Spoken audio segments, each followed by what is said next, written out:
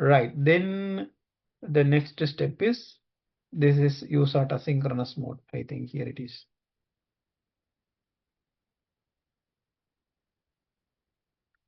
In this mode, USART uses the standard non-return to zero format, 1 star bit, 8 or 9 data bits, 1 stop bit. The most common data format is 8 bits. An on-chip dedicated 8-bit baud rate generator can be used to derive the standard baud rate frequencies from the oscillator. USART transmit and receives the LSB first.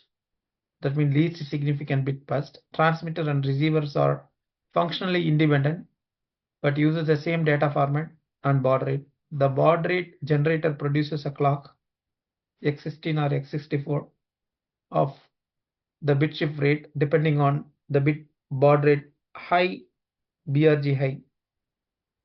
In TX-STA, parity is not supported by hardware but can be implemented in software and stored as the 9th data bit.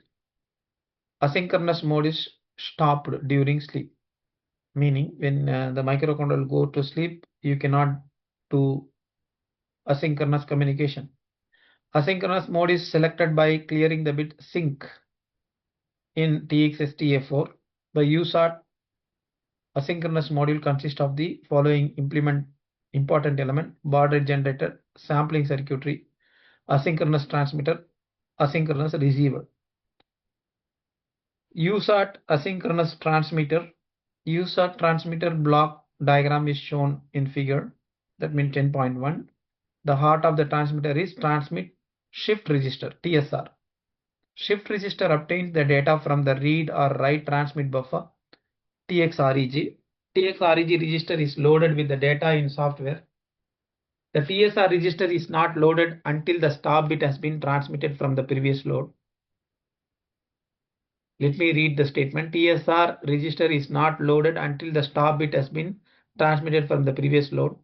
As soon as the stop bit is transmitted, the TSR bit is loaded with the new data from TXREG register. Once the TXREG register transfers the data to TSR register, right, the TXREG register is empty and flag bit TXIF is set, meaning that the transmit register is empty, you can load a new one. This interrupt can be enabled or disabled by setting clearing the enable bit TXIE, transmit interrupt enable, meaning when the transmit register is empty, it will generate a interrupt. Interrupt mean was I already told. The program counter will load a memory location. In our case, in our microcontroller, it will load with the value 04. Memory location 4 in program in memory. Automatically it will be loaded so that the program control will go there. If there is nothing, it will start executing from that memory location, so that when there is a transmit empty, when transmit register empty happens, there will be a rebooting of software. I think that is not required in our case. If we don't require it, you can test that bit value to 0 in TXIE, meaning that transmit empty interrupt enable bit to 0. If you set that bit to 0, even though the transmit register is empty, you won't get any interrupt. That is one way. Another way is let the interrupt to happen, but in 04 we will have a routine. That routine will check if it is interrupt due to transmitter empty, we won't do anything. We will simply return back to the previous location. We can do like that also. We can handle the interrupt or we can entirely disable the interrupt. We have both options. We can use whichever we want. Flag bit TXIF will be set regardless of state of the enable bit and cannot be cleared in software. It will reset only when the new data is loaded into the TX register, right? While the flag bit TXIF indicates the status of TXREG register, another bit TRMT shows the status of the TSR register. The status bit TRMT is a read-only bit which is set when the TSR register is empty. No interrupt logic is tied to this bit. So the user has to poll this bit in order to determine if the TSR register is empty. Right after that, transmission is enabled by setting the enable bit TXEN. Right, it is a fifth bit. Actually, it is sixth bit in fifth index. Right, actual transmission will not occur until the TX register has been loaded with the data. The baud rate generator has produced a shift clock. The transmission can also be started by first loading the TX register and then setting the enable bit TXEN. Right, we can do like that also. Normally, when the transmission is first started, TSR register is empty at that point. At that point, the transfer to TX register will result an immediate transfer to TSR, resulting in empty TX register. A back-to-back transfer is thus possible.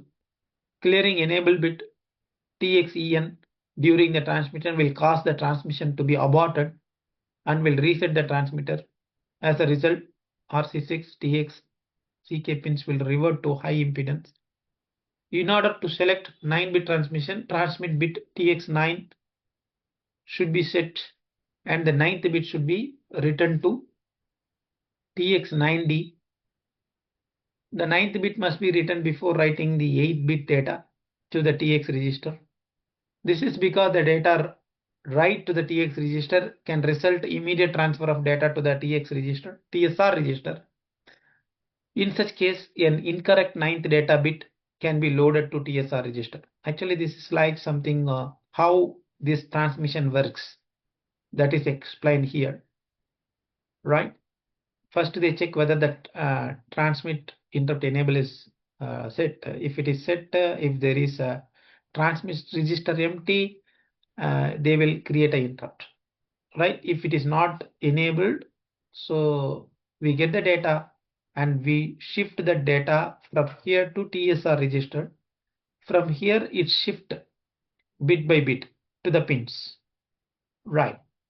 So actually, it is not doing it directly. It is using a register called TRMT, right? That is doing it. If the serial port is enabled, that will go out. If it is not enabled, it won't go out, right? If you are then this baud rate generation based on the value that we loaded in the SPBRG and the nature of the TX enable, they will put that value from TX register to TSR register. If the TX is not enabled, nothing will happen right now. So this block diagram gives an idea about how the transmission works. When setting up the asynchronous transmission, follow these steps. Initialize the SPBRG register, appropriate baud rate. If a high speed baud rate is desired, set the baud rate high. Right now, enable the asynchronous serial port by clearing the sync and setting the bit SPN. If interrupts are disabled, then set the enable bit TXIE. If 9-bit transmission is desired, then set the transmit bit TX9. Enable transmission by TX by setting the TX enable. I think that is what it is, right? Which also set the TXIF. If 9-bit transmission is selected, 9th bit should be loaded with loaded in bit TX9D. Load data to the TX register.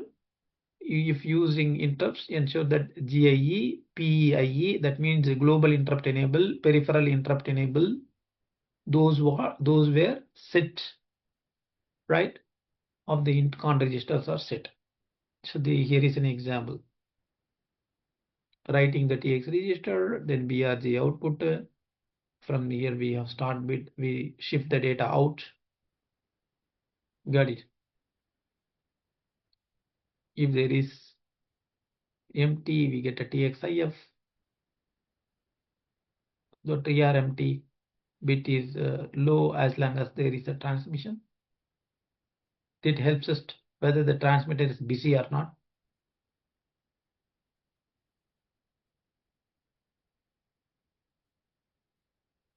This is another way. These are the register associated to work with. So then it is a receiver thing.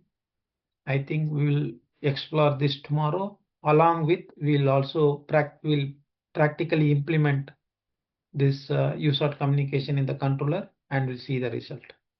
Okay, now is that okay? Come on.